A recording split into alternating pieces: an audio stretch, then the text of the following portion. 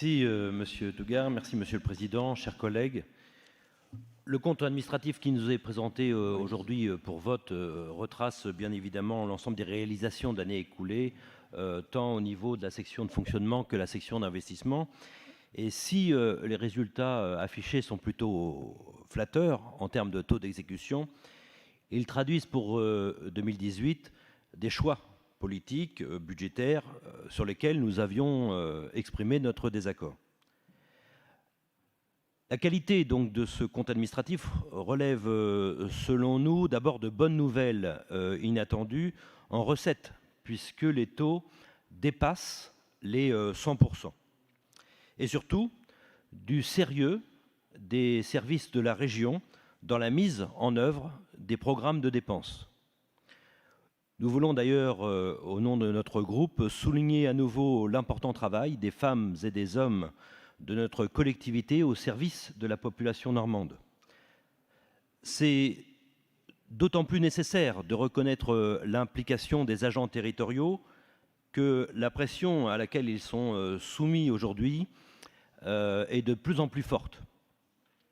La limitation des dépenses de fonctionnement, d'ailleurs, des collectivités locales, conduit celles-ci, notamment, à restreindre le recours au remplacement pour faire face à l'absentéisme.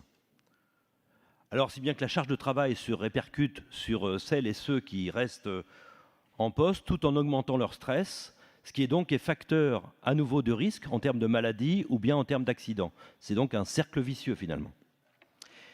Pour répondre à cela, le gouvernement a choisi plutôt le mode sanction, c'est-à-dire qu'il maintient le jour de carence, il s'attaque au statut des fonctionnaires et il confirme le gel du point d'indice.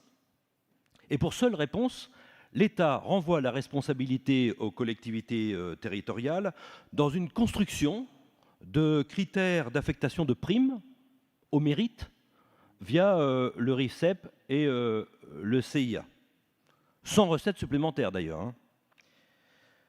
Cela sera effectivement insuffisant pour reconnaître l'engagement des agents, notamment de notre région, qui pour beaucoup d'entre eux ont à gérer des dossiers importants, lourds, qui sont liés notamment au transfert de charges et de compétences fixées par l'État lui-même. Mais ce n'est pas la seule conséquence des limitations des dépenses de fonctionnement.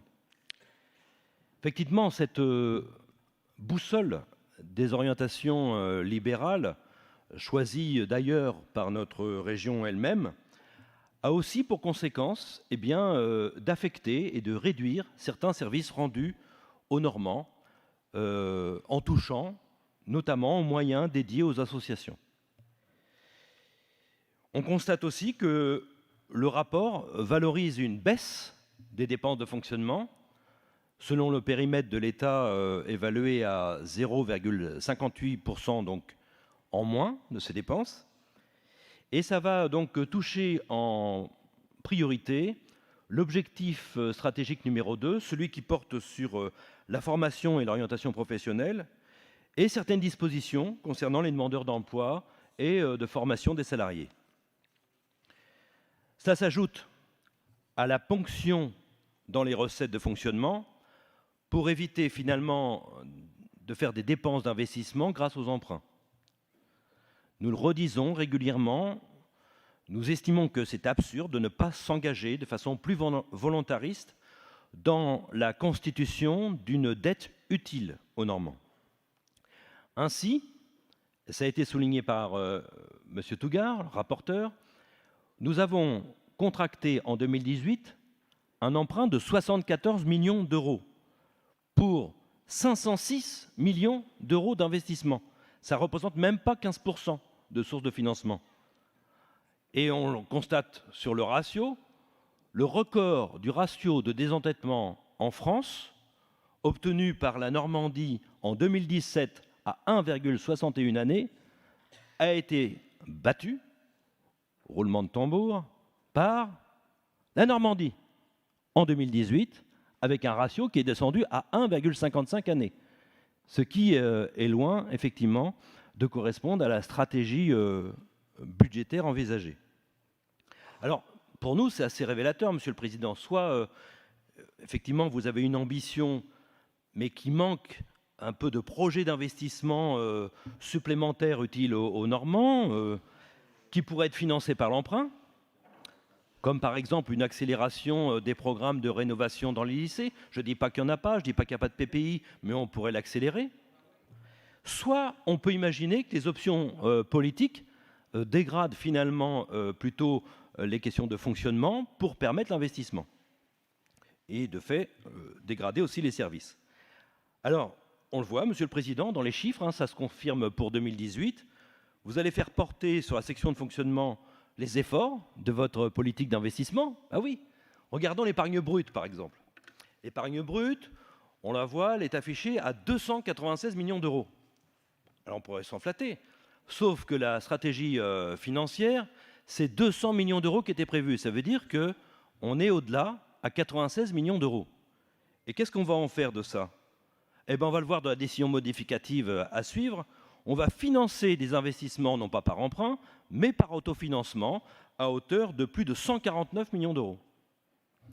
Ça revient, si je donne une illustration, à faire payer, par exemple, toute la réalisation de votre priorité régionale sur l'objectif stratégique numéro 3, c'est-à-dire les transports, avec des acquisitions de rames, avec des travaux de rénovation dans les grandes gares.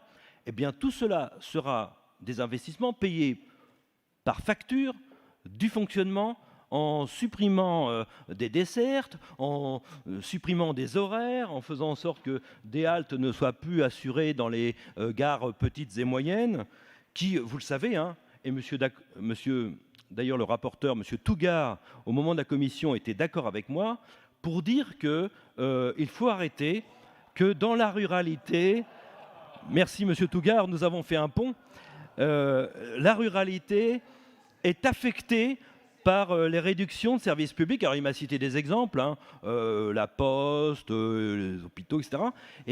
Les gares aussi sont des éléments structurants du territoire de la ruralité, mais pas seulement, aussi dans les dessertes de villes moyennes, pour permettre effectivement le transport au quotidien, en participant aussi à la préservation de l'environnement.